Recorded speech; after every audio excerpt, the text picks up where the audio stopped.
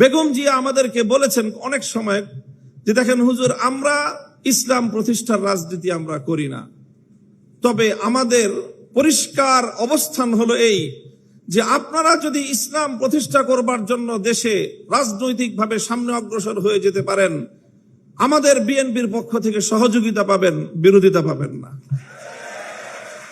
আমি আজকে আপনাদের এই উপস্থিতিকে বেগম জিয়ার দুটি কথা উদ্ধৃত করতে চাই।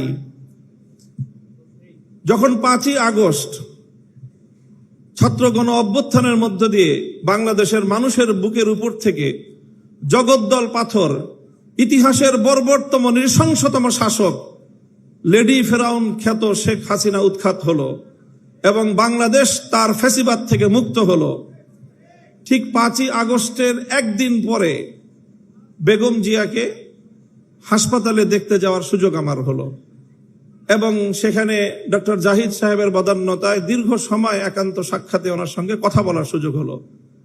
চিন্তা করেন, যেই মহিলা অশীতিপর বয়সে জীবন মৃত্যুর সন্ধিক্ষণে দাঁড়িয়ে যার দ্বারা এমনভাবে নিগৃহীত হয়েছেন, অপমানিত হয়েছেন, নিজের প্রিয় বাস্তু ভিটা তাকে ছাড়তে হয়েছে এবং জীবন মৃত্যুর মাঝামাঝি দাঁড়িয়ে বছরের পর বছর কারাগারে তাকে নিক্ষিপ্ত থেকে মৃত্যুর প্রহর গুনতে হয়েছে, যার উপর অত্যাচার এবং নির্যাতনের কোনো সীমা ছিল না, সেই বেগম জিয়া যখন জানতে পারে তার সামনেই তো ঘটছিল বাংলাদেশের এই পরিবর্তন, পট পরিবর্তন, শেখ হাসিনার এই পতন, স্বাভাবিকভাবেই তখন তো তার সঙ্গে কথা বললে প্রতিক্রিয়ার মধ্যে শেখ হাসিনার কিছু পর্যালোচনা, শেখ হাসিনার শাসনামলের কিছু জুলুম নির্যাতনের কিছু বিবরণ, তার ক্ষোভ, তার দুঃখ, মর্মবেদনার কিছু গল্প উঠে আসার কথা।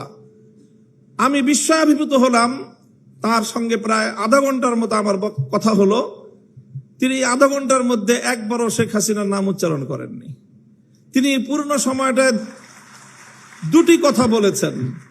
একটা হলো আমার মরহুম বাবা শাইখুল হাদিস সাহেবের সঙ্গে তার রাজনীতির কিছু স্মৃতিচারণ তিনি করলেন এবং আমাকে সেজন্য অভিনন্দন জানালেন।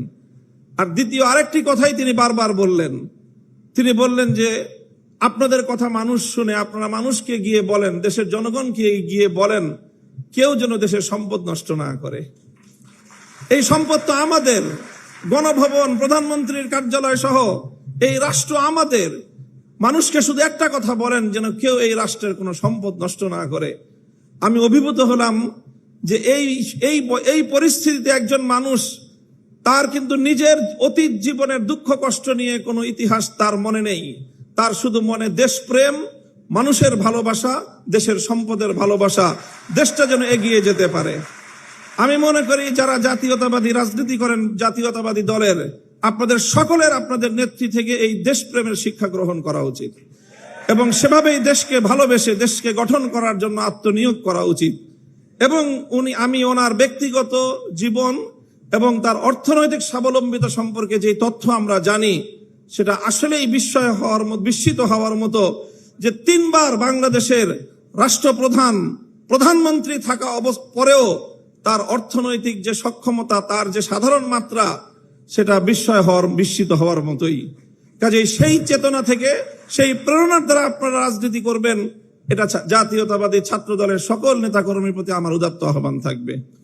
দ্বিতীয় আরেকটি কথা আমি বেগম জিয়ার উদ্ধৃতিতে আজকের এই মঞ্চে আমি উচ্চারণ করতে চাই। দেখেন, দীর্ঘ একটা সময় একসঙ্গে আমরা যুগপৎ রাজনীতি করেছি, জোটবদ্ধ রাজনীতি করেছি, আন্দোলন করেছি, সরকার গঠন করেছি। আমি একটি ঐতিহ্যবাহী রাজনৈতিক, ধর্মীয় রাজনৈতিক পরিবারের সন্তান।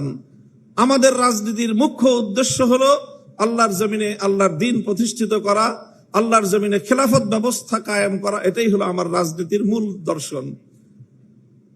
তবে আপনারা যেই রাজনীতি করেন, সেই রাজনীতির সাথে আমাদের রাজনীতির কিছুটা পার্থক্য আছে।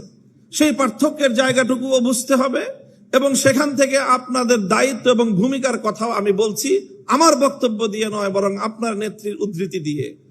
বেগম জিয়া আমাদেরকে বলেছেন অনেক সময় যে দেখেন হুজুর, আমরা ইসলাম প্রতিষ্ঠার রাজনীতি আমরা করি না, তবে আমাদের পরিষ্কার অবস্থান হলো এই যে আপনারা যদি ইসলাম প্রতিষ্ঠা করবার জন্য দেশে রাজনৈতিকভাবে সামনে অগ্রসর হয়ে যেতে পারেন, আমাদের বিএনপির পক্ষ থেকে সহযোগিতা পাবেন, বিরোধিতা পাবেন না।